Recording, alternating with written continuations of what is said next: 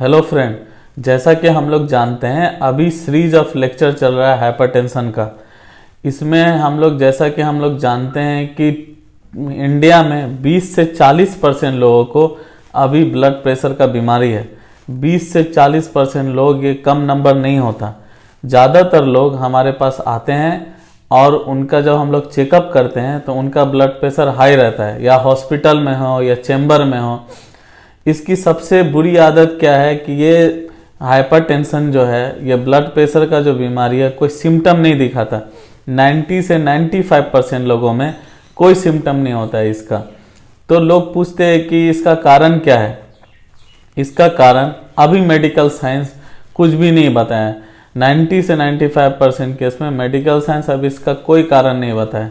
लेकिन ज़्यादातर लोग को क्लिनिकली जब देखते हैं हम लोग, तो देखते हैं कि उनमें स्ट्रेस रहता है, कुछ ना कुछ स्ट्रेस रहता है, एंजाइटी रहता है। इसके वजह से ब्लड प्रेशर हाई रहता है। लेकिन मेडिकल साइंस में स्ट्रेस का कोई भी मेजरमेंट नहीं है, जिसके वजह से ये कारण नहीं जाना जाता। अगर मान लो कि किसी से हम पूछे कि आपका वजन कितना है, तो वो बोलेगा कि मेरा वजन इतना केजी है। अगर किसी से पूछते हैं कि आपका ब्लड प्रेशर कितना है, तो वो बोलेगा कि मेरा ब्लड प्रेशर 90/60 मिलीमीटर मरकरी है। लेकिन अगर किसी से पूछिए कि आपका स्ट्रेस कितना है, तो वो बोलेगा स्ट्रेस का तो कोई मेजरमेंट नहीं है। इसी तरह मेडिकल साइंस भी अभी कंफ्यूज है, क्योंकि उसके पास कोई मेजरमेंट नहीं है, इसीलिए वो बता नहीं पाता इसके बारे में, इसका कोई कारण नहीं दे पाता।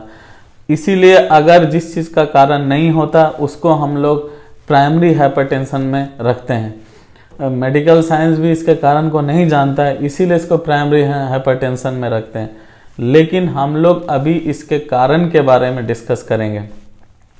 किसी का अगर ब्लड प्रेशर हाई है, अगर उसको कोई सिम्टम नहीं है, तो 90 से 95% केस में स्ट्रेस होता है।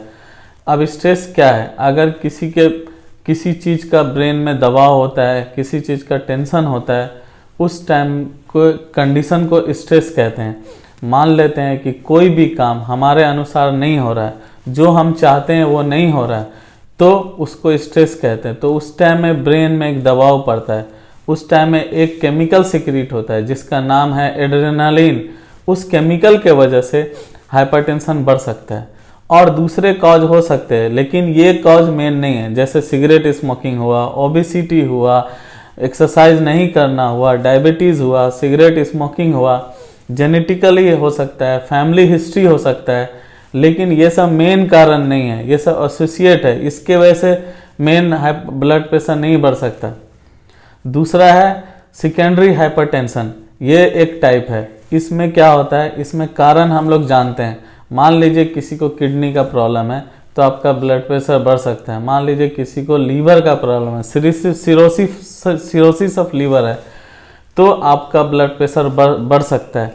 किसी को हार्मोनल प्रॉब्लम है, फियोक्रोमोसाइटोमा है, कसिंग सिंड्रोम है, तो इस टाइम में आपका ब्लड प्रेशर बढ़ सकता है। अगर किसी भी चीज़ का हम लोग कारण जानते हैं तो उसको हम लोग सेकेंडरी हाइपरटेंशन में रखते हैं। ये टाइप सेकेंडरी हाइपरटेंशन का टाइप है। तीसरा टाइप है प्रेगनेंसी इंड्यूस हाइपरटेंशन। प्रेगनेंसी के टाइम में जो हाइपरटेंशन होता है उसको हम लोग प्रेगनेंसी इंड्यूस हाइपरटेंशन कहते हैं। एक और टाइप है जिसको बोलते हैं व्हाइट कोट हाइपरटेंशन। कोई भी पेशेंट अगर चैम्बर में जाता है तो डॉक्टर के एप्रोन देख करके उसके दिमाग में बहुत सारी बातें आते रहती हैं, इस वजह से ब्लड प्रेशर बढ़ सकता है। उसको बोलते हैं व्हाइट कोट हाइपरटेंशन। ये वीडियो बहुत इन्फॉर्मेटिव है, इसीलिए ये घर घर में जानकारी रहना बहुत ज़रूरी है। इसको शेयर कीजिए, आप लोग सब्सक्राइब कीजिए। Thank you.